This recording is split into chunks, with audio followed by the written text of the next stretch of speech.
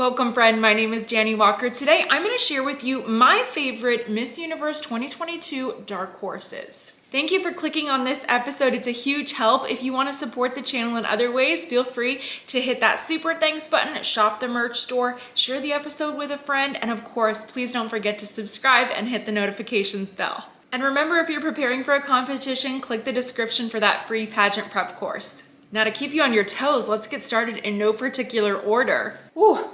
Great Britain in the past few years, all right? They got a placement in 2020, which surprised people. Did not surprise me at all. I saw that coming from a mile away. The 2020 title holder was a professional singer and businesswoman. I was like, of course she's going to place. She is so confident. I can't speak for this year's title holder's confidence, but I can show you her walk, which is impressive, and the fact that she went to Thailand to go train for Miss Universe. This is becoming more and more popular, friends. Everybody's catching on. Everybody's catching on. Everybody's going to the Philippines. Everybody's going to Thailand. They're getting it, okay?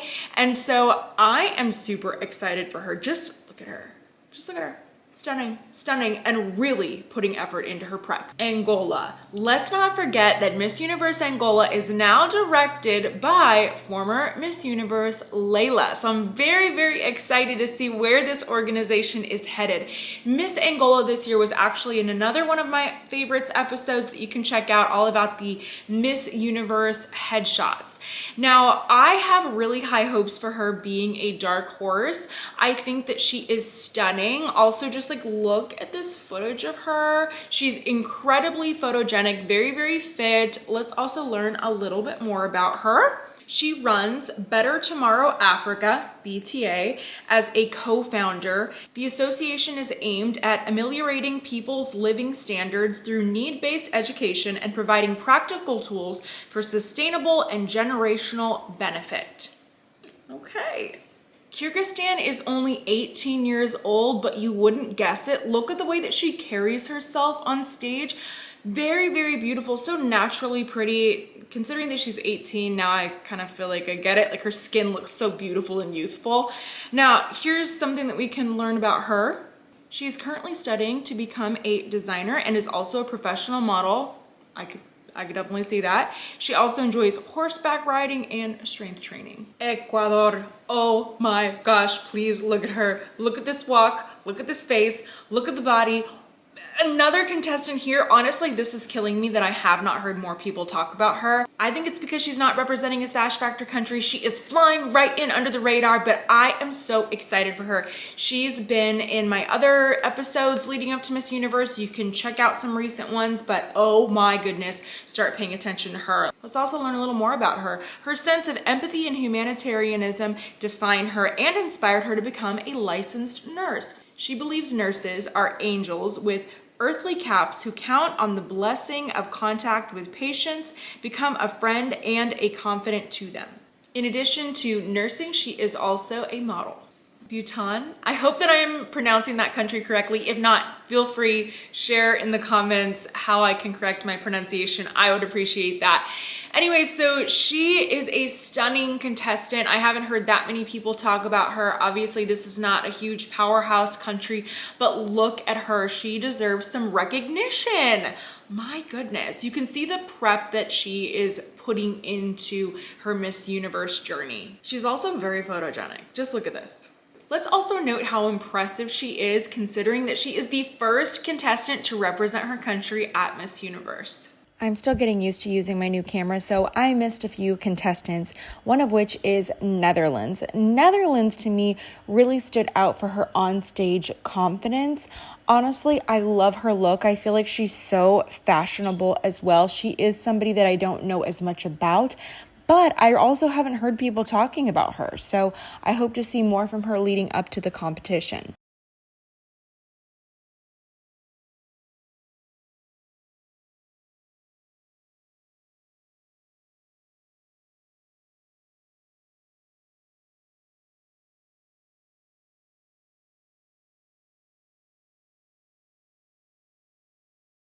Can we please take a look at Aruba? Oh my goodness, very excited for her. Last year, Aruba placed in the top 10, which surprised a lot of people. I wasn't surprised. She was a standout to me. If you go back and watch my other episodes and predictions, you'll see her in those episodes prior to prelims and finals. This year's Miss Aruba, so stunning. They're putting a lot of prep into her. She went to New York, she shot with Fadil. She's getting that whole pre-Miss Universe experience. I'm very excited for her and I cannot wait to see her hit the stage. Don't forget to comment your favorite dark horse below. I want to hear who caught your eye. Malta. Wow. Okay, she is a model, very photogenic. She's been working on her walk. Let's learn a little bit more about her. Let's talk Malta, because Malta is not typically a country that I notice at Miss Universe, just to be frank, but they are really sending, I think, a strong competitor this year. If she doesn't do well at Miss Universe, I really hope to see her at a different international organization.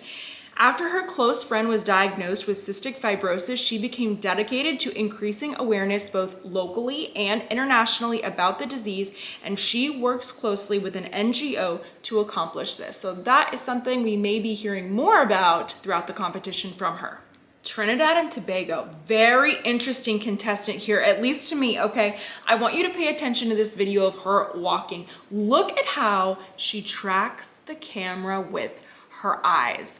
That is a skill that is not easy, especially when there's pressure, when there's lights, when there's distractions. She is already practicing that skill here, and it's getting me really excited to see what she's gonna bring to the stage, okay? The other thing about her is that she represented Trinidad and Tobago at Miss World in 2019. So she has stage experience, she has experience in pageantry, and look at the past few years of Miss Universes. Catriona Gray and Andrea Mesa both represented their countries at Miss World prior to winning the Miss Universe title.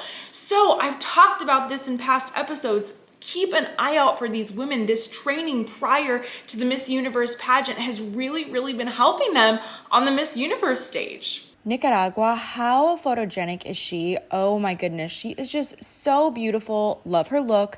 Also, look at her walk, okay? Very impressed with this, and I'm sure she's been working on this even more leading up to Miss Universe.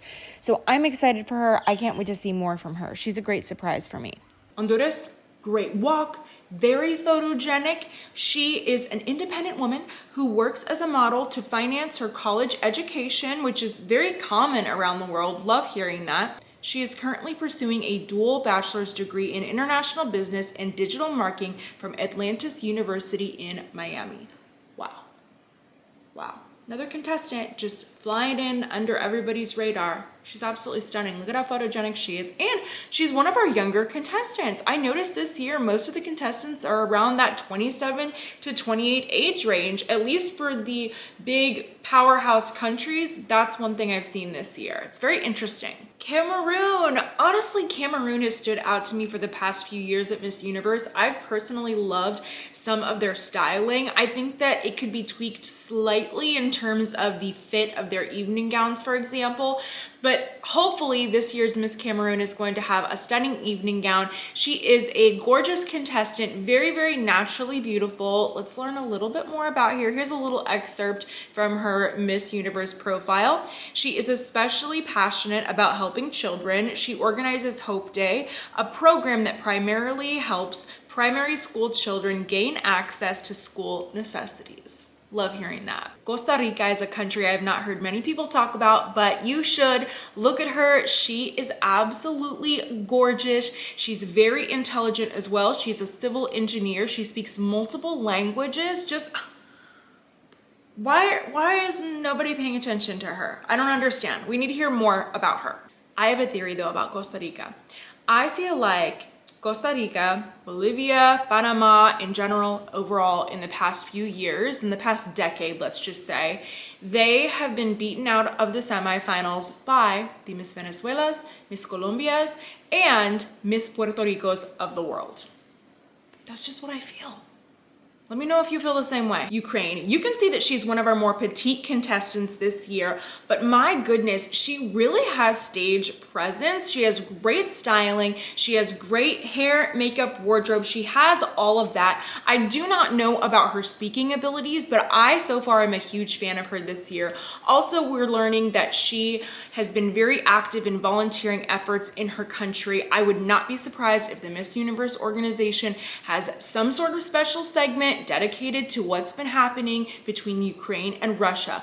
We saw a special segment this year at Miss Supranational, and the Miss Universe organization has also been one of those organizations that is going to feature a contestant's country if something very politically significant is happening there. So I don't know if she is going to get any extra show time, but she is stunning. My one piece of advice for her going forward in terms of styling, because I have a very similar thing going on, since she has such a small frame and is very petite, I really hope she actually goes for less voluminous hair, because sometimes that really big voluminous hair, it's not going to come across as quite natural on stage. And Miss Universe title holders, I wouldn't say that they're natural, but they certainly have a soft glam look, and even if they're wearing extensions, it's not obvious that they are. Tell me why no one is talking about Haiti. I don't understand it. Okay, let's not forget that Haiti was first runner-up to Edis, okay, just a few years ago. This was so recent, okay? And I feel like they're one of the countries that are very hit or miss. It's like they're on or not.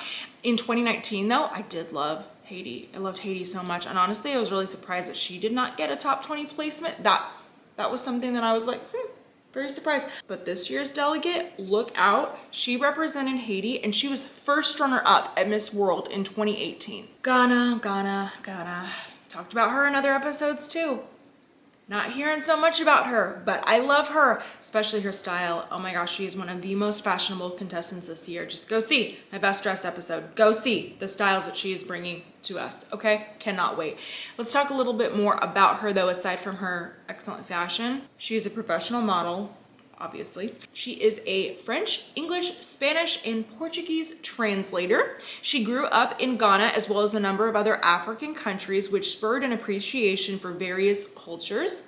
Her developing teaching career fuels her drive to eliminate illiteracy and better prepare rural children for higher education. That's wonderful to hear. Everybody needs to keep their eye on Mauritius. I just saw her compete at Miss Supranational in Poland.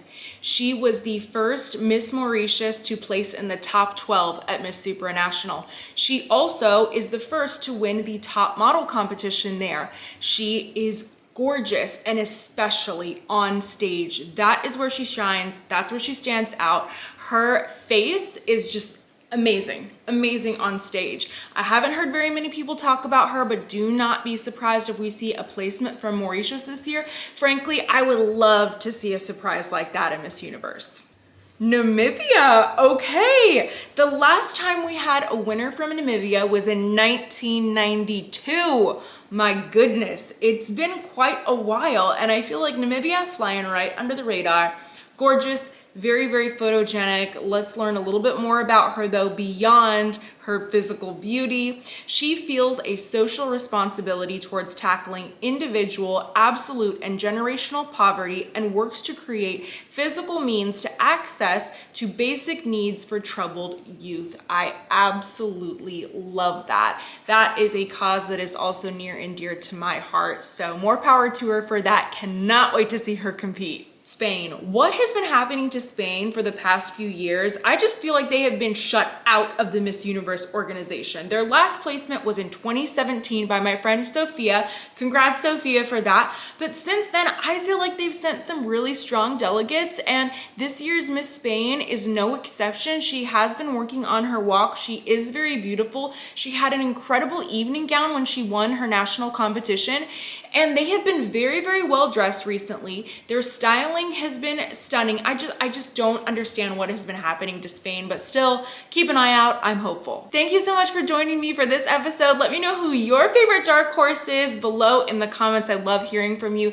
And if there's an episode that I haven't created yet for Miss Universe, then just leave that in the comments below. I love to hear all of your requests. Thank you so much for joining me, and I hope to see you next time.